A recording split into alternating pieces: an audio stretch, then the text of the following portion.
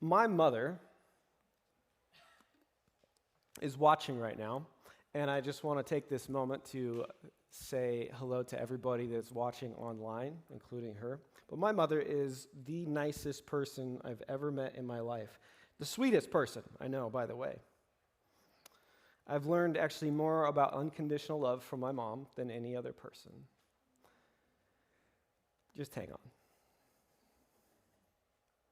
And I don't mean just towards me. I think she loves everyone, and she doesn't know a stranger. And I'm glad it's unconditional love because I didn't ask her to tell this story.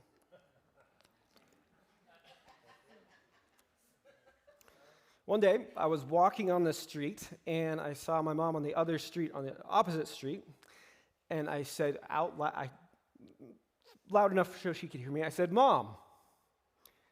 And she started walking faster in the opposite direction. And I said, "Mom."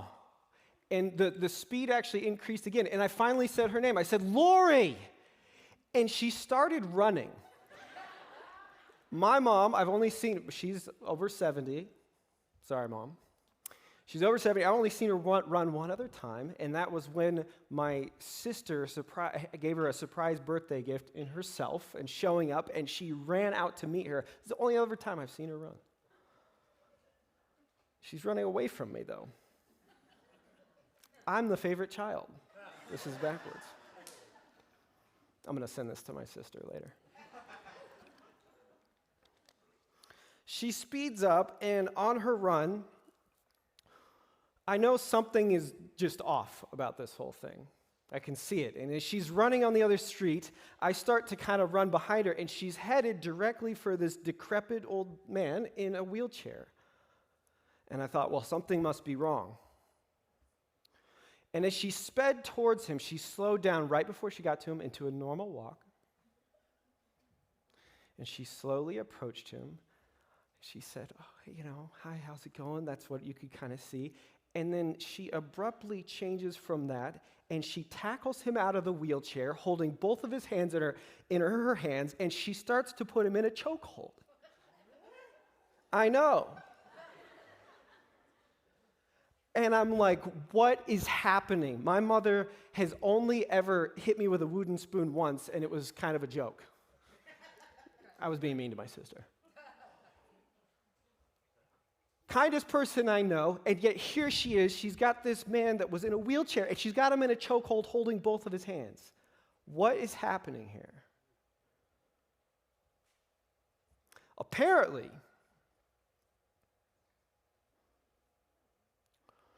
this guy had lived in the same complex where she lived. She lives in senior housing area. And apparently, this guy had done not just some messed up stuff, but he had a bomb. She had developed a friendship with him, and she was a person that he trusted, and she could get close to him. And he was extremely skittish, and apparently, my mom was contacted by the FBI, and she was the only person that could approach him. I know.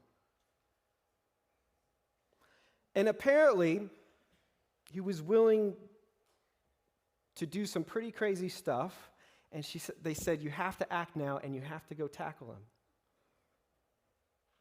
And that's why she did it. And apparently, she's watching this right now more surprised than any of you, because apparently I made that story up.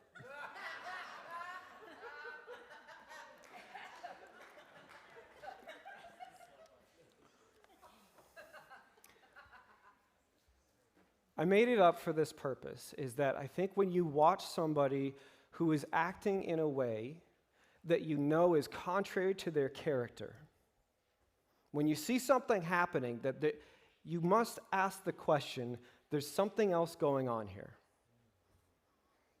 That's what we're going to talk about today. When we look at the Old Testament, anybody ever struggle with any Old Testament passages and connecting them with Jesus? And sometimes what we have to do is we have to stop for a moment, take a deep breath. There's some crazy stuff. There's a reason why we push people towards reading John or reading the Gospels first. Why? Character of God. But how do we see the character of God? It's primarily it's in Jesus. It's in Christ. In fact, Colossians talks about this is the epitome of God. We actually see him in his full revelation in the person of Jesus. And sometimes when you read the Gospels and when you read about Jesus and you look back at the Old Testament and you're like, I can't see how these two things line up. You ever struggle with that?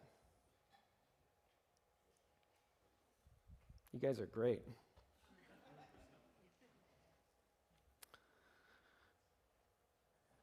Could you imagine, instead of bringing new believers to the New Testament and with Jesus, we just set them loose on the book of Judges?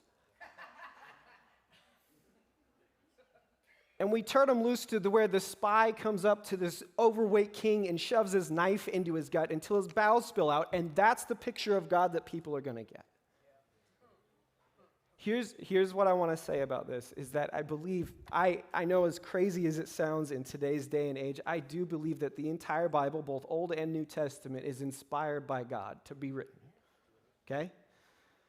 But I also am confirmed and pretty sure on this, that not all of the Bible holds the same weight.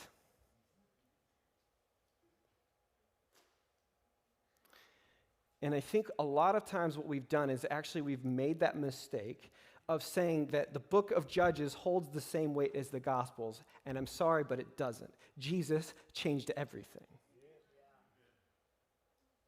It's still important. We still have to read it, but we read it with lenses on, looking through the life of Jesus. And that's really what we're going to be talking about today.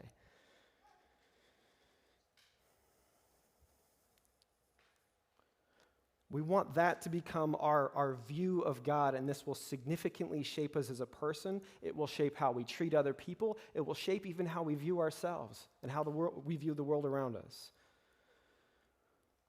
Jesus is the greatest revelation of God, and it should shape how we view God the Father. So when we look back in the Old Testament, like we're about to do, we should ask a question when something contrary to the character of Jesus Christ pops up. We should ask, what else is going on in this story? Is there something else going on here? In the book of Genesis, we're in chapter 22 today. We're on a journey with Abraham. He is called the father of our faith for a reason, and not because he got it all right. God asked him to go find himself, leave your home country, go find yourself, is what he's saying. And Abraham goes. He gets up and he actually goes. He leaves his family, leaves his security, leaves everything behind.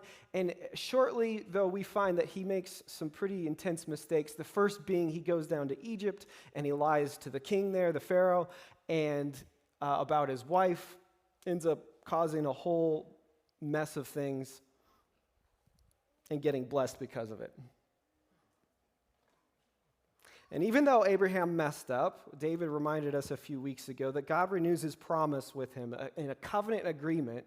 It was this weird cut-up things that God walked through, knowing that Abraham was going to mess up again. I'm going to do this for you. Then Abraham, in an echo of the Eden story, you would think he would get it after that, right? Everything would be fine and smooth sailing. I don't know if you saw the video beforehand, but it gets even messier. In an echo of the Eden story, his wife offers him a slave girl. Says, I am not bearing children, take this slave girl. And poor Hagar she has no say in this. And she's impregnated by this man. And they're going against God's will. They don't trust God's promises. Doesn't seem very fair to her, is it? God doesn't forget her, and he sees her in her suffering. And then last week, Jim, oh good, I'm glad we got to this point. You lied. You lied. You stood up here and told everybody lies about how I went about asking you. Yeah, well, the best lies have a little bit of truth in them, Jim, which you did very well. No, Jim got up here and shared a heartfelt story about waiting in that promise, and it takes longer than we should, and it is incredibly painful in the process. But God renews his promises with us, and he does this over and over again. And that's going to lead us into this story. We come to the binding of Isaac. You heard of this? It's a passage that's been troubling for theologians, philosophers, and everybody, and people have actually left the church. They've abandoned God because this is simply an immoral story, and why would a good God ask you to do anything this crazy? It's crazy, by the way. The only time God has ever asked for this, by the way. We'll get more to that.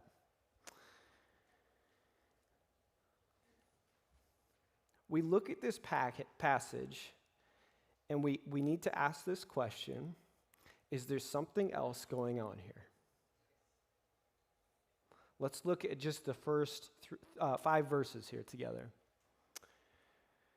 So they come into he says, after all this, God tested Abraham, tested his faith.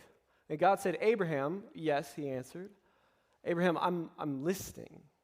He said, take your dear son, Isaac, whom you love, the promised child, by the way, that God promised him.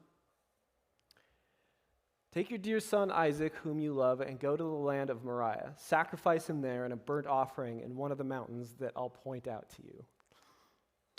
So Abraham got up in the early morning, and he saddled the donkey. He took 2 of his young servants and his son Isaac, and he split wood for the burnt offering, and he sent out for the place that God had directed him. Now, what in the world is going on right here? Now, I've heard pastors unsatisfyingly say, if God asked you to kill your child, would you do it? Would you do it? You wouldn't. Well, you're not very faithful.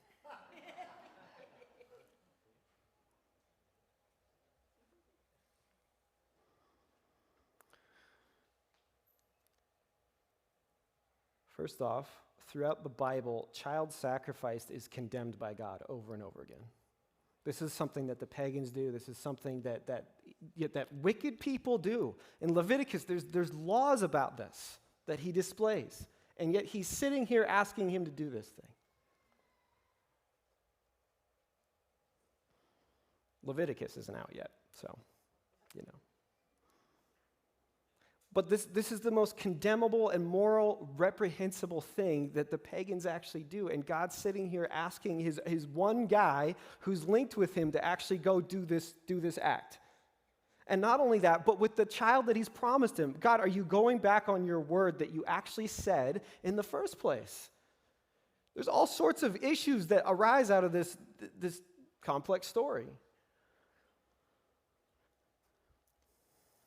There's a book that significantly helped me, and it talks about what we were just talking about. In fact, it's where I kind of derived my story this morning. Sorry, Mom, I love you, and you can take it on me tomorrow. It's where I got that original story, not original, that made-up story, from, it's a book called Cross Vision by Greg Boyd. You know it? Yeah, it's good. And he points this thing out. He goes, look at, when we look at this story, look at 4 chapters before this and what Abraham is actually doing. Abraham is sitting there with God, and God says, I'm going to come down, I'm going to look at Sodom and Gomorrah, I'm going to look at the wickedness of the city, and I'm going to come destroy it. You know what Abraham does? You guys know the story? He argues with God. And he goes, first God is like, should I hide from you what I'm about to do? All the other people walk away, and the text says it in this way: Abraham stood his ground. And he sits there and he faces God and he goes, that's not who you are. And he argues him down from 50 to 45 to 40 to 30 to 20 to 10. He goes, if there's 50 good, morally upright, righteous people in this city, you won't destroy it. And God goes, yeah, I won't. 45, no, I won't. 40, all the way, he argues him down to 10. And he sits there and he's trying to humble himself, and he says, I remember that I am ash and dust. I remember that I'm nothing, but I know who you are, and this isn't who you are.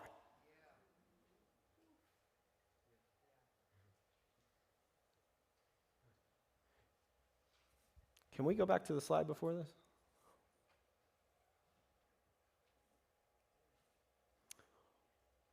Sacrifice him there as a burnt offering on one of the mountains that I'll point to you. Next slide. So Abraham got up early in the morning and saddled his donkey. Where did Abraham go?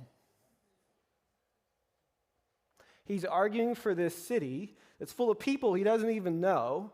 And he's sitting there arguing with God over whether he can not destroy it or not. And now when it comes to his own precious son that he loves more than anything else in the world, he just goes, okay.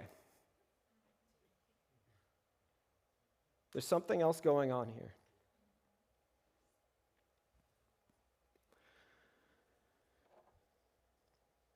In the ancient Near East, as we just said, child sacrifice was the most prominent way that you could show your devotion to a God. Abraham potentially, and even probably, had this belief about God's somewhere. So what does God do? He takes us where we're at, doesn't he? Even in our false assumptions of him. And he takes Abraham where he's at. It's a 3-day journey up this mountain. Isaac doesn't know what's going on. He goes, where's the sacrifice? And he says something to Isaac, and he says this term, Yahweh Jireh. It's where we get the term Jehovah Jireh. And it means God will see to it. He'll provide. He'll do something. I think Abraham is faithful, but I don't think he knows what's going to happen because of the next text we're about to look at.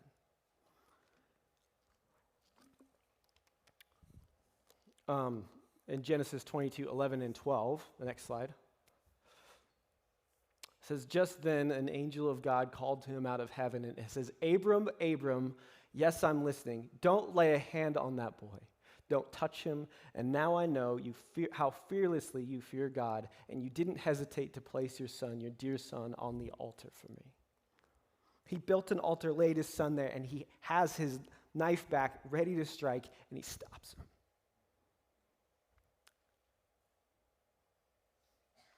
As if to say, you think I'm like the other gods? You think that I'm like that? I'm nothing like that.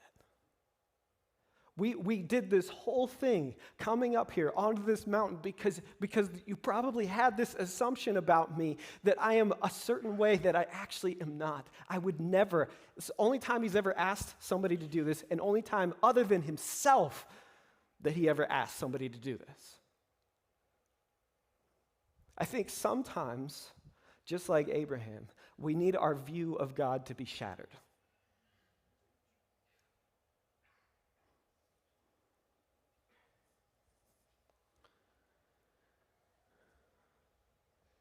The question for us started out was, why would you ever ask somebody to do that? To give up your child?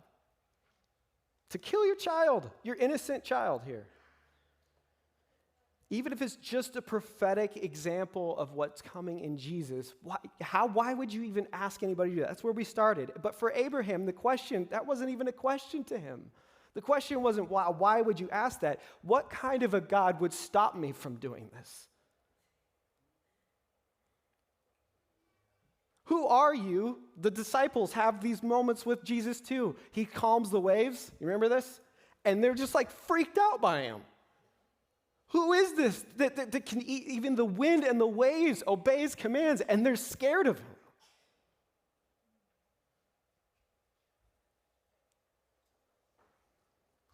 And for us, I think what this actually ultimately should turn into, and a question we need to ask themselves, is not what kind of God would ask me to sacrifice my child, not even what kind of God would stop me from sacrificing my child, but what kind of a God would sacrifice his child for me. And we hear this story over and over again, and sometimes it gets mundane, but there are times in our lives where this needs to sweep us off our feet. For us to sit and to ponder what this actually is, and for us to be actually linked with God all over again, and for him to deconstruct our assumptions about him.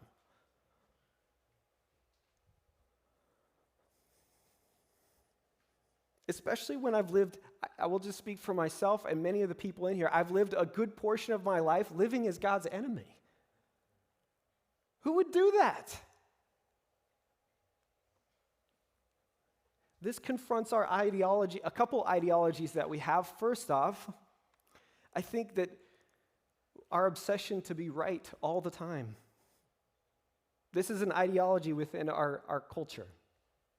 We have to be right, we have to prove somebody else wrong, and we have to recognize that, God, you are infinite, and sometimes I need to be humble and just recognize that maybe I don't know everything I think I know about you. Our fear of the mystery of God, our tendency to reduce God into a little box. He's more comfortable there, by the way. For us, not him. Thanks for laughing. I heard my words after you laughed. Yeah. A couple things from C.S. Lewis. The first one is, you remember, I think I've shared this already, but I think it's applicable here. And there's a scene in the Chronicles of Narnia where they're in Mr. Beaver's hut. And they're talking about Aslan the lion. And they go, Aslan?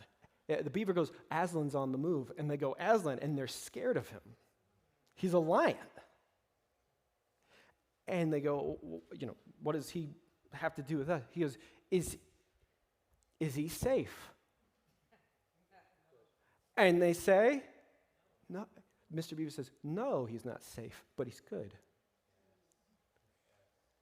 And I think that there's another quote from C.S. Lewis here, is that it continues to shatter our ideologies of God, if we can bring that up here. Here we go. My idea of God is not a divine idea. It has to be shattered time after time. He shatters it himself. I like that part. He is the great iconoclast. I had to look that word up. It means someone who attacks our cherished beliefs. What? God is the one that attacks our cherished beliefs.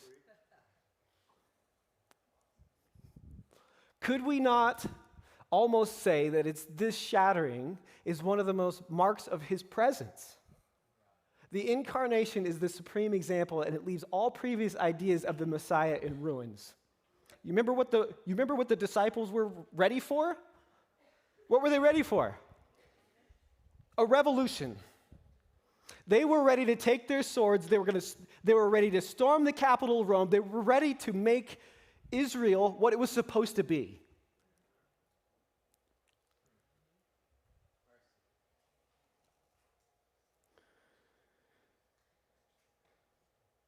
And he shattered that vision for what they had. And Peter doesn't understand. And while they're in the garden and Jesus is being taken away from him, Peter whips out his sword, tries to cut off one of the heads of one of the servants there, nicks his ear, and Jesus sits there and he heals it. He heals the very person that's trying to take him away and crucify him. That is the opposite of what they were expecting. It shattered their very view of who God was, of what the Messiah was supposed to be, and I will tell you this, is that we need this now more than ever.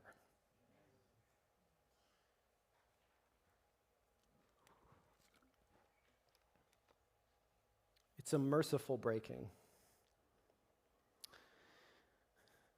And let me tell you this, if your picture of God has never gets shattered and never been shattered, you're probably worshiping your own picture of God, not God himself. I think we're constantly tempted to cling to God when we can explain him, and we can show everything we know about him to other people, which we should, by the way.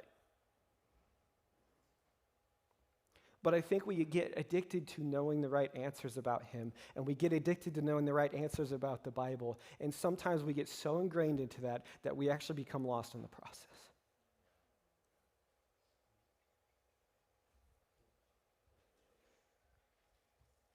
Isn't that the purpose of this church, though?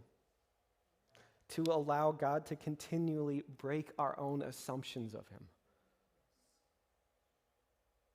To do that together. And to allow other people who have all sorts of assumptions. This is why I'm not really interested in the Bible translation topic, because it's not the issue. Okay? People want to say, well, this translation is the best translation. The issue is the assumptions you bring to the text, not the text itself.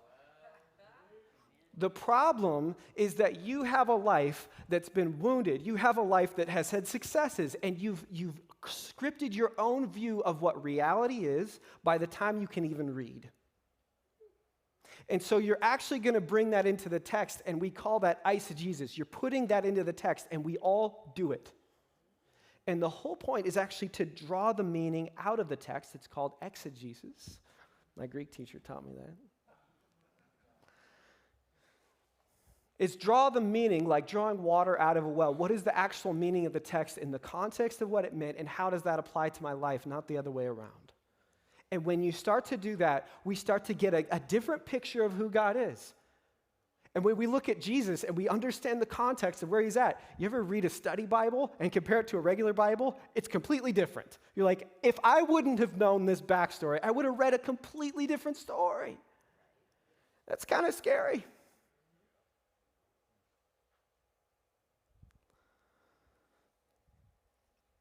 My thing with the Bible translation is not, I was talking with someone recently, it's about, you know what the best Bible translation is?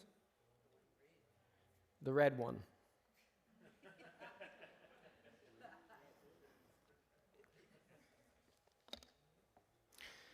The one that you read. And here's the thing, is that sometimes we've been so scared to get it wrong that we never actually try to get it right.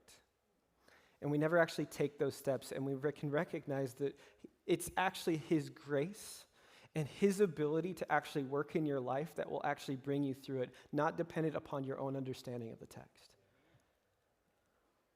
And it was true with Abraham, and it's true with our church, and it's true with us today. Here's the thing. There's a war. I don't know if you keep up to date on religious wars today. I keep a little bit of an update on it. There's a religious war, and it's around this thing called deconstruction, religious deconstruction. And there's many reasons actually for it, but one of the main reasons for this religious deconstruction is actually that we have access to more knowledge than we've ever had access to.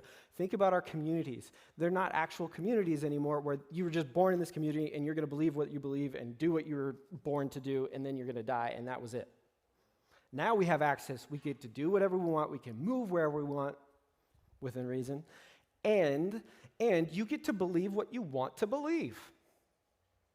You want to believe something, go find somebody that agrees with you. You'll find it out there.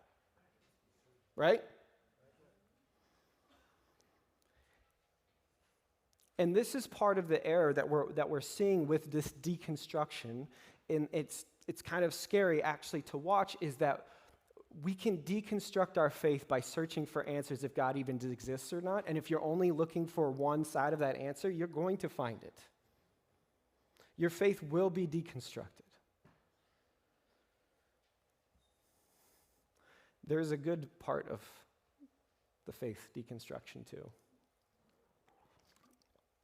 But if it is left unchecked, I think deconstruction can spiral into destructive cynicism, self-righteous judgment, and empty nihilism. Nihilism is the belief that nothing really matters. I have no purpose.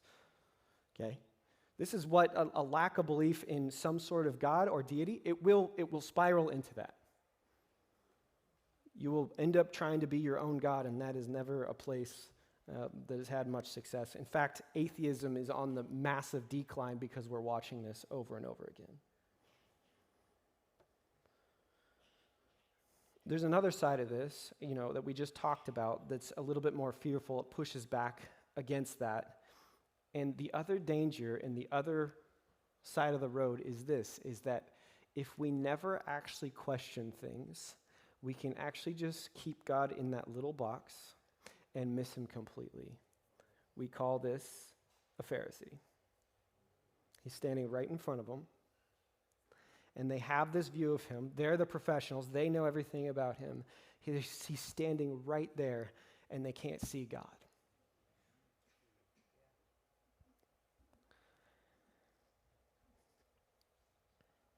We have to be careful. Deconstruction is not synonymous with deconversion. Okay? It's not synonymous. It can lead to that, but it's not synonymous. It depends on what you're deconstructing.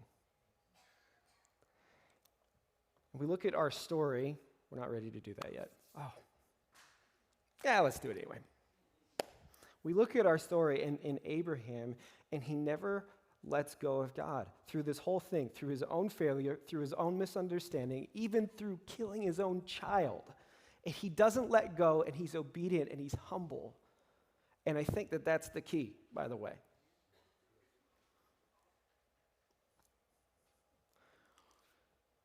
A little old lady wrote this once, a prominent teacher in the Seventh-day Adventist Church. She said, "The truth of God is actually progressive. We have many lessons to learn and many, many to unlearn."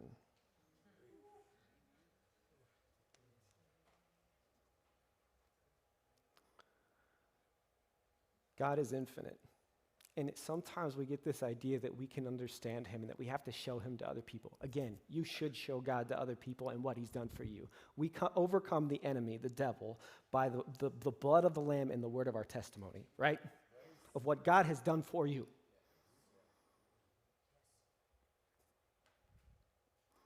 But at the same time, sometimes we get into this theology that we start to think that we know more than everybody else, and we will actually go down that route. I've already talked about it. I'm beating the dead horse. God is infinite, and he should be searched out infinitely, and it should keep us humble. And I think the last part of this story is looking at Abraham's life and looking at his continual, over and over again, surrender to God. Everything. That's what this story's about. I said Yahweh Jireh, this Jehovah Jireh. It's the place God will see to it. He says to his son on the way up there. Every time we talk about a mountain experience, especially in the Old Testament, when you see this pop up, do you know what it's talking about? This story. You know where everybody's headed? When they said they're headed to the mount or the mountain throughout the Old Testament, they're actually headed to the temple to make a sacrifice. As if to say, every single time, can we bring this? This is my version of exegesis. Are you ready? We're doing this together. As if every time you come into this sanctuary, every time you come to this church, you get an Abraham experience. You get to be Abraham. You get to come here and say, God, everything I have, even the stuff I'm afraid of, most of all, it's yours. I'm surrendering it to you, which is a really scary thing to do, by the way. We live in a world where we like to control things, where we know we're secure, where we have to protect our families, and the list goes on, but maybe God will see to it. Maybe God will actually provide, and maybe he's a God unlike anything we ever even imagined, even if we've grown up in the church. And he's better.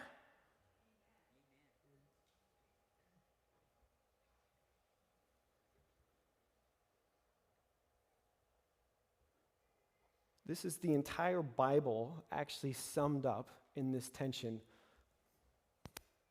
I said I was going to share this story, and I forgot. So let's do it now.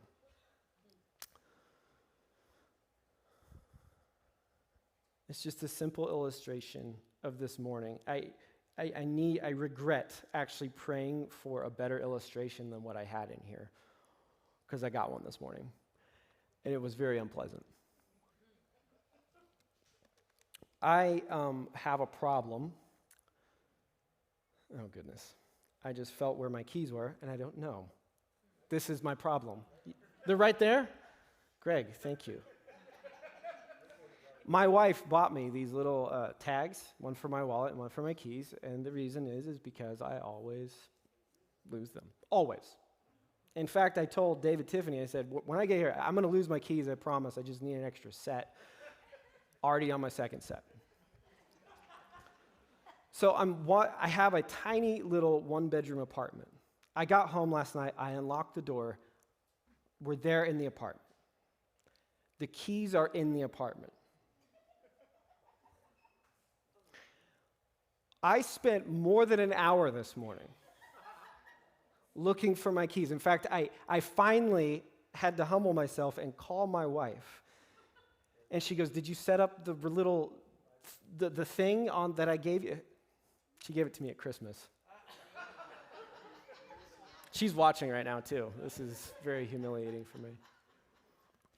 So I've lost my keys, and I spent like an hour, and I'm sure the whole time I'm sure they're in my jacket pocket. Positive. I was wearing my jacket last night. Those of you here, I was wearing a black jacket. Still can't find that, by the way. I know, it's a problem. I was sure they were in there, and so I'm sitting all over this tiny little one-bedroom apartment looking for this jacket because I know it has my keys in it. I can't get in my truck. I can't do anything. And it's like 9:30 at this point. I like to be here around between 7:30 and 8 on a normal day. I am in full meltdown mode on the phone with my wife, and she's walking me steadily through all the areas where I leave my keys. I've gone through my dirty hamper. It's usually my dirty hamper, by the way, in old pants, right? Yeah, okay, all right, I'm not alone. My keys are always there. And so I go into this dirty hamper again, for the fourth time, by the way, and start going through this dirty hamper. But this time I go, what if I left the belief that they're in my jacket pocket out of this? Guess what? Why I'm here right now. I reached inside pants I was wearing that morning because my heat wasn't working. I need some thick pants. Pull out my keys. And I'm here. But do you see that I had to leave my belief out of it, that they were in my jacket pocket? Most freeing thing ever. I almost called David, almost called an Uber. Saved us money, and I laughed half of the way here. Because it's like, I'm still learning about, I almost feel like, there are coincidences in the world. I am sure of it, but I'm also pretty sure that God has a sense of humor. And he showed it to me this morning. Here's the thing, you guys, is that deconstruction, it can be a scary thing, but it also might be a necessary thing. The deconstruction doesn't come just about learning more in the Bible. It does. God reveals himself in the scriptures. Do it. Read the Bible. But it comes from his Spirit working on your heart, from a humble heart that is surrendered in this place every single week and in our home every single day. That's my invitation to us. Surrender everything, and we will recognize that there is a God who would never take away the thing that we are most afraid to give him. Let's pray together. Jesus, thank you for being the revelation of God to us. Thank you that we're not like Abraham.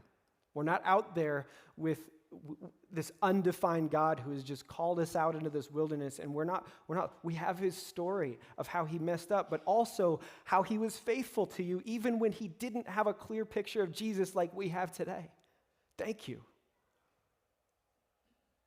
While he was the initial example, you are the ultimate example of what we want to do, how we want to view life, and how we want to view you, God. I pray that you shatter our view of you if it is off. Help us to be humble, and Lord, please give us the freedom to surrender to you, whatever it is that we're holding back. We pray these things in Jesus' name. Amen.